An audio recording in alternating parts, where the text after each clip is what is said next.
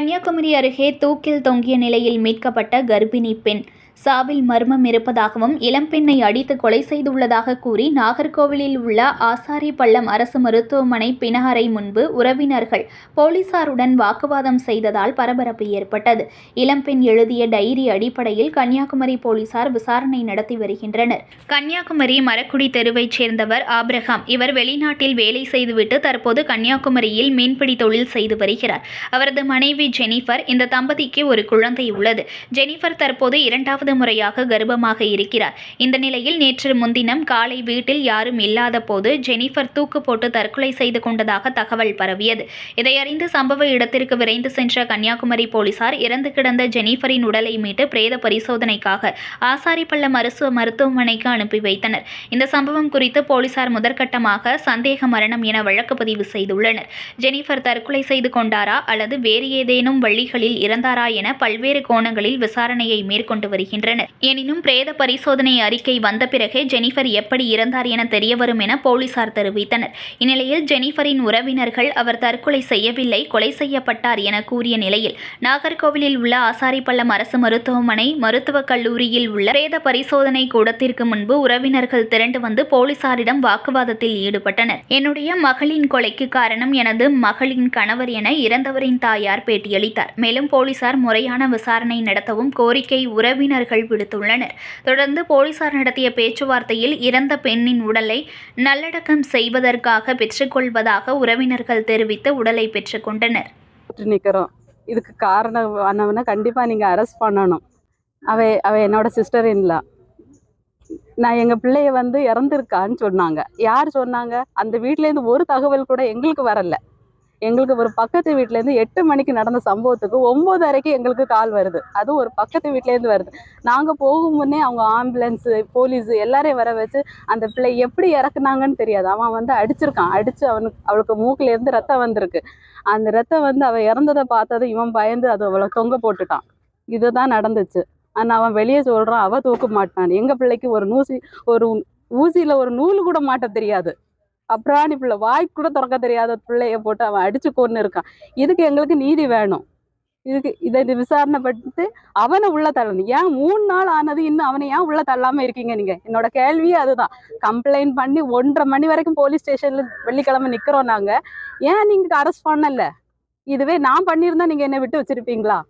ஆமா, அந்த பிள்ளைகிட்டேருந்து ஒவ்வொரு நகையா கலட்டி கலட்டி கலட்டி கலட்டி அவளை ஒண்ணும் இல்லை.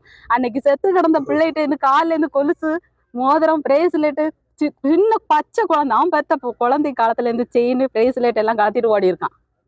இவனா நல்லவன்? இவனுக்கா நீதி கொடுக்க போறீங்க நீங்க? ஆமா, அவன் வரதட்ச கொடுமை. எப்போ நீ இதை கொண்டு வந்தியா, அதை கொண்டு வந்தியா, நீ ஃப்ரிட்ஜு கொண்டு வந்தியா, வாஷிங் மிஷின் கொண்டு வந்தியா, நீ 10 பவுன் கொண்டு வந்தியா, 20 பவுன் கொண்டு வா. அவனுக்கு செலவுக்கு எங்க அத்தை தான் ஃபாரின்ல இருந்து அவனுக்கு பணம் அனுப்பி கொடுத்தாங்க. அவன் வேலைக்கும் போக மாட்டான். ஒரு நாள் அவன் வேலைக்கு போனது கிடையாது. இப்ப இவங்க வேலைக்கு போன்னு சொன்னாங்களா? இவ நீ வேலைக்கு போன்னு சொன்னான்னா இவளை போட்டு அடிக்கிறது. அவன் டெய்லி அடிக்கிற. அவன் என்கிட்ட போன்ல என்ன சொல்றா? என்னால இதை தாங்க முடியாது, ஒரு நாள் நான் வெளியே வந்துருவேன். அது அவன்கிட்ட சொல்லியிருப்பா போல, நீ வேலைக்கு போகலன்னா நான் வெளியே வந்துருவேன். அது அவன் தாங்க முடியாம அடிச்சிருக்கான். அடிச்சு ஒரேடி அவளை அனுப்பிட்டான். கஞ்சா அடிக்கிறது எல்லா பழக்கம் அவனுக்கு இருக்கு. குடிக்கிறது. ஜனவரி 18ஆம் தேதி எங்களுக்கு தெரியாமலே அவனுக்கு அடியை தாங்க முடியாம போலீஸ் ஸ்டேஷனுக்கு போயிருக்கா. போலீஸ் ஸ்டேஷன் போய் கம்ப்ளைண்ட் எழுதி கொடுத்துருக்கா. கம்ப்ளைண்ட் எழுதி கொடுத்து அவனை கூப்பிட்டு விசாரிச்சிருக்காங்க. அதில் அவன் காலில் விழுந்து கேட்குறேன், இவளை என் கூட அனுப்புங்க, நான் நல்லபடியாக பார்த்துருக்கேன், நான் 1ஆம் தேதியிலேருந்து நான் வேலைக்கு போவேன்னு சொல்லி கொடுத்துருக்கான். அப்போ இவன் என்ன சொல்றா? என்னால் அவன் கூட போக முடியாது இன்ஸ்பெக்டர்னு சொல்லி கேட்டிருக்கா. அப்போ இன்ஸ்பெக்டர் சொல்லியிருக்காங்க, நீ போம்மா, இவன் இனி நல்லா உன்னை வச்சு பார்த்துப்பா, நாங்கள் பொறுப்போன்னு சொன்னாங்க. அப்போ அவங்க அம்மா ஃபோன் பண்ணி, நீ போக வேண்டாம் மக்களே, நீ போறியா? அம்மா எனக்கு போறதுக்கு விருப்பம் கிடையாது, ஆனா போலீஸ் சொன்ன ஒரு வார்த்தைக்காக நான் போறேன் அப்படி போன புள்ள இவன் கொன்னு தந்துட்டான் எங்க கையில. லவ் மேரேஜும் இந்த பிள்ளை லவ் பண்ணல. அவ ஒரு கல்யாணத்துக்காக ஒரு மேரேஜ் அட்டன் பண்ண எங்க வீட்டுக்கு வந்திருந்தான். காலையில வந்தா அந்த பிள்ளை அடுத்த நாள் காலையில அங்க அனுப்பி விட்டாச்சு.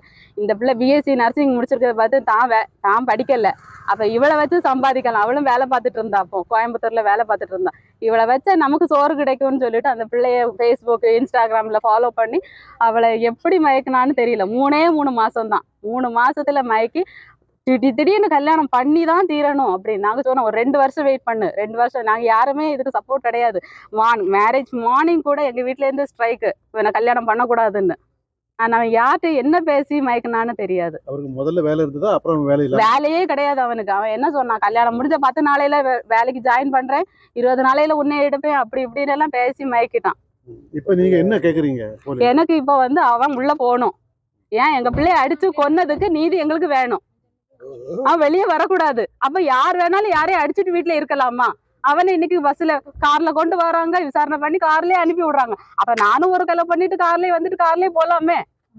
ஏன் நீங்க எடுக்க அடிச்சு கொன்னுட்டு பணத்தை எடுத்து, பணத்துல இருந்து நகையை எடுத்துட்டு இருக்கவனுக்கு நீங்க சப்போர்ட் பண்றீங்களா? ஏன் எங்களுக்கு சப்போர்ட் பண்ணாண்டா, எங்களுக்கு நியாயம் தான் வேணும். யாரு எங்களுக்கு சப்போர்ட் நாங்க கேட்கல, எங்களுக்கு நியாயம் வேணும். இல்ல ஒரு நிமிஷம். போலீஸ் வந்து ஒழுங்கா போலீஸ் வந்து அவங்க தரப்புல அவங்க பண்றாங்க, நான் இல்லைன்னு சொல்லல. ஆனா அவங்க கொஞ்சம் ஃபாஸ்டா பண்ணலாம்னு நினைக்கிறேன்.